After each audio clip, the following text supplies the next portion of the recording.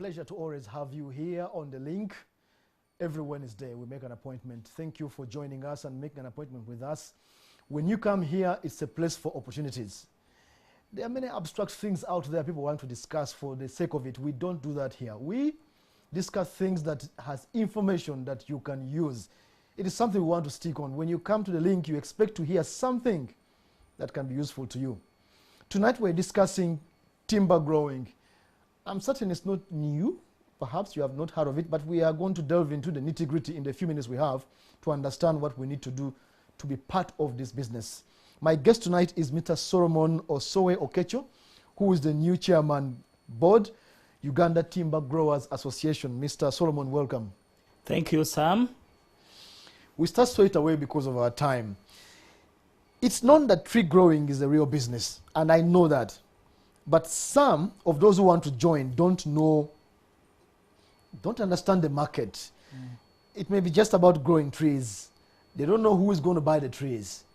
Paint for us a picture briefly on the tree growing market, let me call it that, and the whole ecosystem of the business. Thank you, Sam, again. First of all, the Uganda Timber Growers Association is a private members association for private commercial tree growers in Uganda. Private sector, basically. Yes, and it has a board which is elected by members at an AGM, and I'm privileged to be the current chair. It also has an office with a secretariat, and our offices are located at Kanjocha Street in Kamocha, and there are staff who do the day-to-day work of the association. Now, regarding the market for timber, yes, many Ugandans, even me, I've heard people say, but where do you sell the products? Number one, it is a question of market information. Absolutely, I agree. People need to know about market, to gather market information, and for us at UTGA, working with our partners, we provide market information. What are the products which are most needed out of the forests? What are the going prices? What species to plant? So we carry out market research. And that's why we are saying people should come and join UTGA so that they benefit. But to go back to your question, Sam, yes, there is a local market. You will agree with me that if you go to Kampala, there is a timber yard in every suburb of Kampala, apart from Deba. And people are selling poles for fencing, poles for scaffolding, timber for building, different activities in the construction industry, and there's and business is going on. That's market number one. Number two, there are factories processing timber. Timber from products from pine, products from eucalyptus. There are factories processing these timber products into plywood, blockboards, and they are exporting in the external market. Imagine. These are, yes, these are operating here in Uganda, and there are many. Now, what our people don't know is that they exist and they are buying our products. What they also need to know is that there are middlemen who come in the middle, and they don't want you, the farmer, to access the factories. But if you come to us at UTGA, you will get access to the factories. The people who deal, the people who buy the products will come to you directly. Number three, there is direct timber market through export. Now, this has been a problem in Uganda because Ugandan timber had never been graded. Timber for the external international market must be graded. And I'm happy to report that UTGA, working with partners like the UNBS, have now been able to grade Ugandan timber. That's interesting. So we are now going to be able to export timber directly. Which is graded? Graded timber required by the international market. Okay. So the market for timber, in short, is available. Okay. What we need is market information. And so come to UTGA, get market information.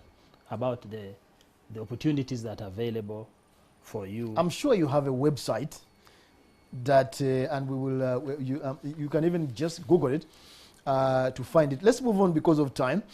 Now I have had you, Mr. Okecho. I have had you, and I'm thinking, okay, I'm going to try timber. I'm going to go to UTGA. How do I make sure I get it right? Now this is the whole planting and that whole business. How do I get it right and avoid the pitfalls? Thank you again, Sam. Number one, what species are you going to plant? Yeah, that's a good question. In Uganda, there is information about which species does well in which part of the country. That information is available in the sector with us, with NFA and other players. So first, determine which species are going to do well in your area. Number two, quality of planting material. Plant the right materials that will give you business at the end of the day. The reason is, it is very costly for you to correct it. It is difficult to correct it because this is long-term business. Yeah. If you plant it today, you realize the mistake 3-4 years in future, you have lost it. Millions of shillings. So, quality of planting material.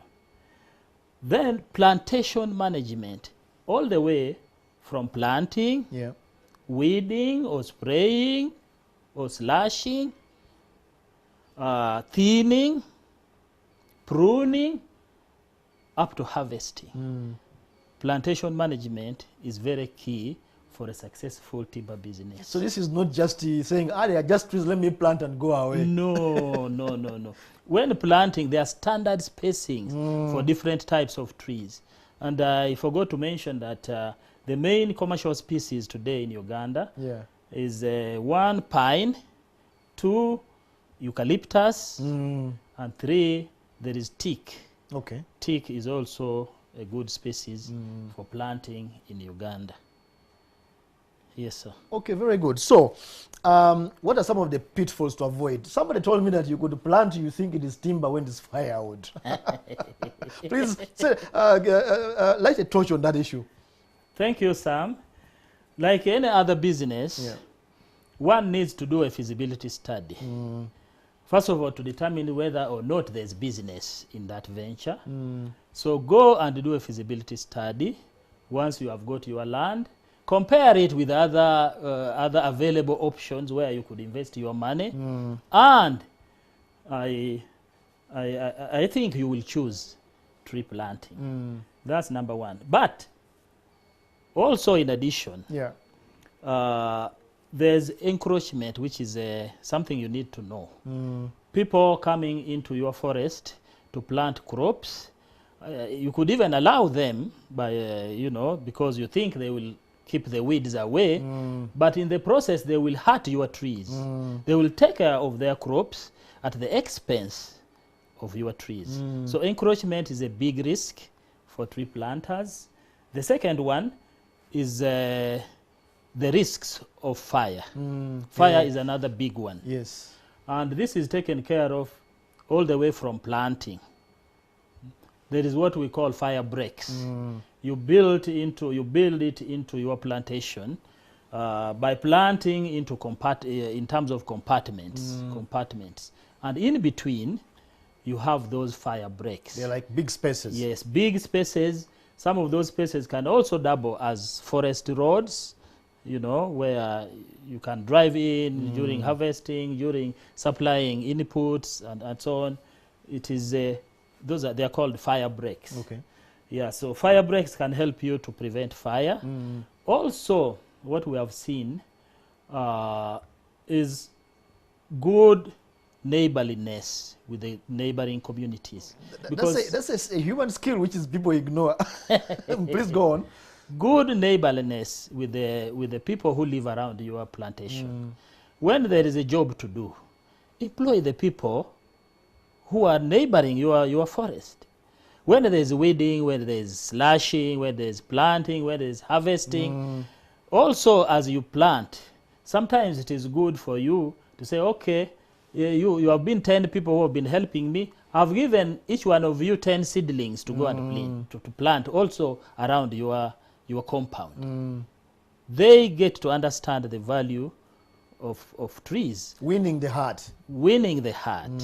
And that is very, very important in dealing with risks around your plantation. We need to move on, Mr. Okecho, because of time. Thank you. Now, expectations. I plant coffee, I think within 1.5 years or 2 years, I'm going to harvest.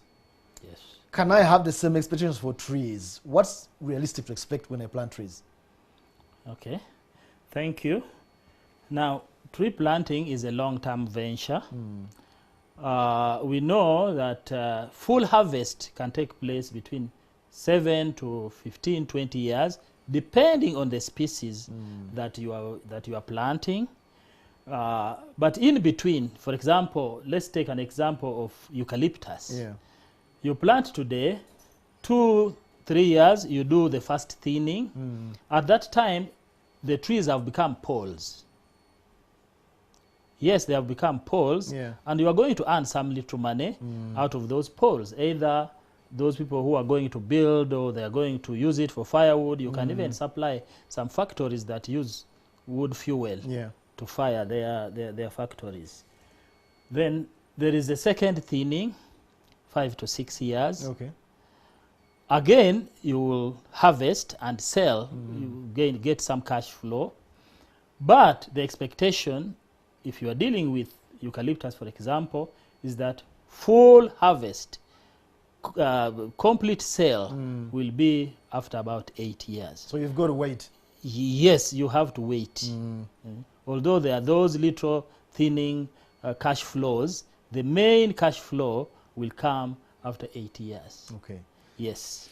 Thank you so much. I told you 12 minutes is just rushes out like this, and we have been able to deal with the key questions. We certainly, as we have discussed before with other things, have not threshed, and I see Mr. Okecho is saying, hey, I wish you... Mr. Okecho, they have told me time is up.